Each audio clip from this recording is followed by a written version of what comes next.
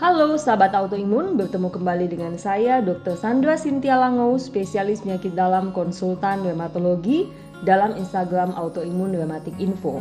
Hari ini kita akan membahas tentang perlukah kita mengonsumsi vitamin D. Nah, apa itu vitamin D? Vitamin D ini merupakan salah satu jenis vitamin yang larut dalam lemak. Vitamin D saat ini banyak dikaitkan dengan berbagai penyakit. Kalau dulu mungkin kita mengenal vitamin D hanya berkaitan dengan metabolisme tulang, dengan keropos tulang, namun penelitian epidemiologi saat ini menunjukkan keterkaitan kadar vitamin D yang rendah dengan berbagai macam penyakit. Nah, teman-teman, kita ketahui bahwa reseptor vitamin D terdapat pada hampir semua jaringan dan sel dalam tubuh kita, sehingga memang vitamin D ini banyak sekali pengaruhnya pada seluruh tubuh kita. Terdapat dua bentuk vitamin D. Yang pertama adalah vitamin D3 dan yang kedua adalah vitamin D2. Dan sumber utama vitamin D dalam tubuh kita adalah 80% dari sinar ultraviolet B dan 20% diantaranya dari makanan seperti ikan, telur, ataupun bahan-bahan makanan tertentu yang diberikan penambahan vitamin D. Nah, teman-teman, kita akan mempelajari bagaimana metabolisme vitamin D atau bagaimana pembentukan vitamin D di tubuh kita. Jadi, pembentukan vitamin D yang utama adalah dari kulit kita dengan bantuan sinar matahari. Vitamin D di kulit diproduksi dari 7-dehidrokolesterol dengan bantuan sinar UVB yang kemudian akan dirubah menjadi previtamin D. Nah, previtamin D ini akan dibawa ke hati dan dirubah menjadi 25-dihidroksivitamin D, yaitu merupakan suatu bentuk vitamin D yang tidak aktif.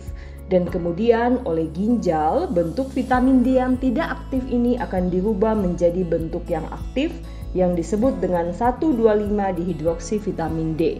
Nah, bentuk vitamin D yang aktif ini yang akan memberikan efek kepada berbagai sistem di tubuh kita. Nah, kita akan mempelajari bagaimana peran vitamin D. Vitamin D ini seperti yang saya sudah sampaikan di awal tadi, banyak berkaitan dengan fungsi-fungsi tubuh kita. Terutama perannya adalah pada metabolisme kalsium dan fosfat, sehingga dengan demikian dapat mempertahankan kadar kalsium dan fosfat yang normal di tubuh kita. Dan ini sangat penting sekali untuk menjaga kesehatan tulang kita, termasuk mencegah terjadinya osteoporosis atau keropos tulang.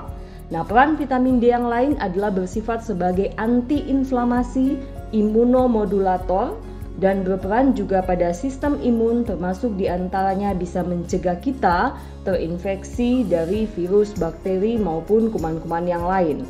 Serta saat ini banyak sekali penelitian yang menghubungkan kadar vitamin D yang rendah dengan beberapa jenis penyakit seperti dengan keganasan, diabetes, gangguan mental, penyakit kardiovaskuler, osteoporosis, dan beberapa penyakit autoimun.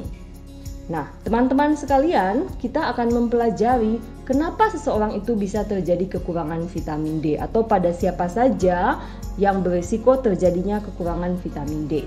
Yang pertama adalah kenapa kita bisa kekurangan vitamin D, karena terjadi penurunan produksi vitamin D di kulit. Nah, ini terjadi apabila kita menggunakan tabir surya ataupun secara alamiah karena proses penuaan dan adanya kulit yang memiliki pigmen, jadi kulit yang lebih gelap. Nah, pada kondisi-kondisi tertentu seperti pasien penyandang autoimun lupus di mana tidak boleh kena matahari, biasanya kita menganjurkan untuk menggunakan tabir surya. Nah, kelompok ini merupakan kelompok yang berisiko terjadi kekurangan vitamin D. Yang kedua adalah untuk orang-orang yang gemuk. Ternyata orang gemuk sangat berisiko untuk kekurangan vitamin D. Yang ketiga, terjadi penurunan penyerapan vitamin D ini di saluran cerna. Jadi ini biasanya terjadi pada orang dengan gangguan usus, sehingga terjadi gangguan penyerapan. Misalnya pada radang usus atau misalnya pada kelompok-kelompok orang yang mengalami operasi saluran pencernaan atau operasi di daerah usus. Nah, ini juga berisiko untuk terjadi kekurangan vitamin D. Nah, penyebab kekurangan vitamin D yang lain adalah peningkatan katabolisme daripada vitamin D. Misalnya ada obat-obatan tertentu yang harus dipergunakan oleh karena orang itu menyandang suatu penyakit tertentu. Misalnya obat-obatan anti kejang ataupun steroid, ternyata ini meningkatkan katabolisme vitamin D sehingga meningkatkan risiko seseorang untuk terjadi kekurangan vitamin D. Nah, ada di antaranya lagi penyebab yang lain seperti genetik, kemudian adanya gangguan hati dan gangguan ginjal. Ini juga menyebabkan seseorang mudah kekurangan vitamin D. Karena kita sudah melihat tadi bahwa metabolisme vitamin D sangat bergantung pada hati dan ginjal ini. Nah, teman-teman mungkin bertanya bagaimana pengukuran vitamin D di dalam tubuh kita. Jadi, kalau kita hendak mengetahui kadar vitamin D yang ada dalam tubuh kita, yang diukur adalah 25-dihidroksi vitamin D yang merupakan bentuk vitamin D utama dalam sirkulasi tubuh kita. Pengukuran vitamin D ini dapat diperiksa dengan pengambilan darah kita dan bisa dilakukan di laboratorium di seluruh Indonesia. Nah, permasalahannya adalah berapakah yang disebut nilai normal kadar vitamin D. Nah, beberapa organisasi memberikan nilai normal yang mungkin tidak begitu sama antara organisasi satu dengan organisasi yang lain. Agak berbeda nilainya, yang disebut dengan kekurangan, yang disebut dengan nilai optimal, ini berbeda-beda. Namun bisa kita ambil suatu kesimpulan bahwa sebagian besar menyatakan bahwa nilai yang disebut optimal itu adalah minimal 30 nanogram per mililiter. Sehingga kalau kita hendak mencapai suatu kadar yang normal, minimal kita harus mencapai kadar lebih dari 30 nanogram per mililiter.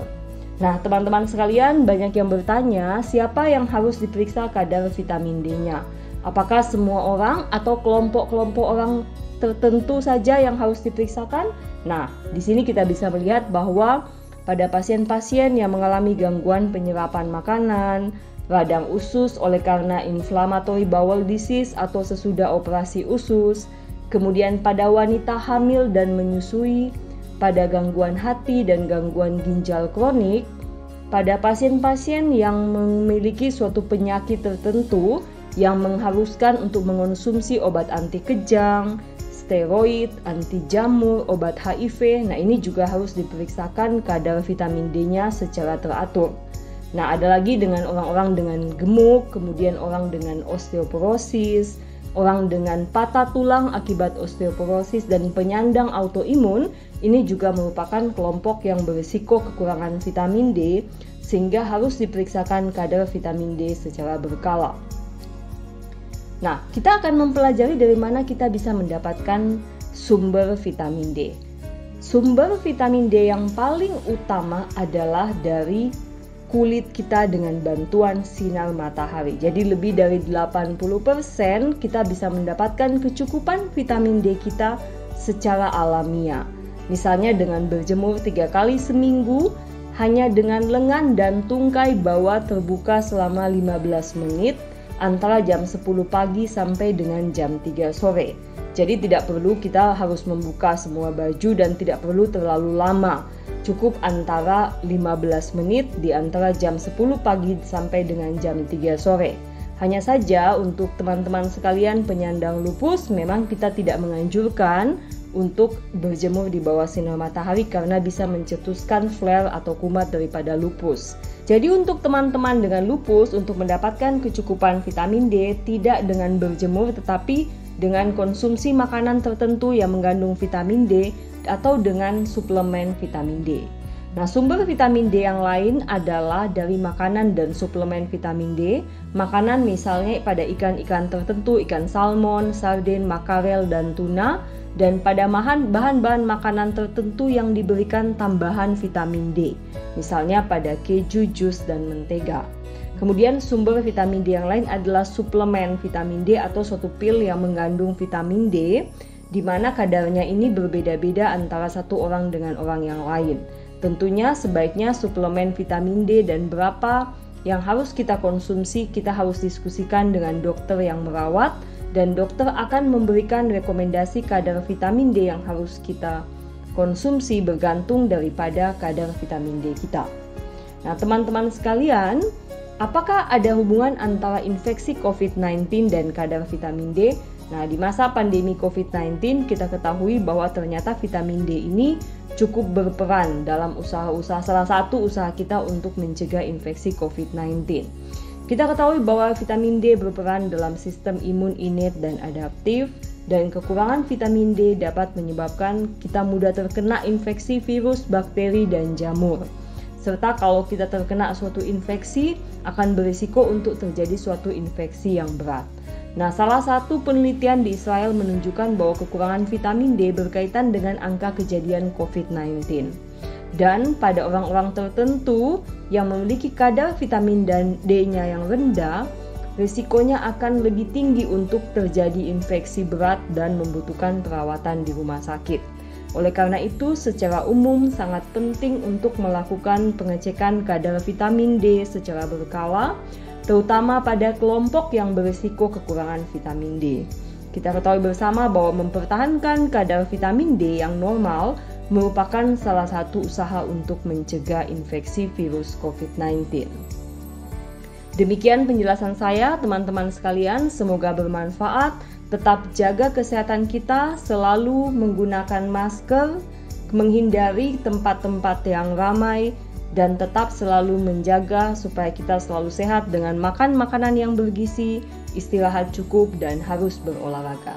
Sampai bertemu kembali dalam Instagram Autoimun Rematik Info. Selanjutnya kita akan membahas tentang hubungan vitamin D dengan penyakit autoimun.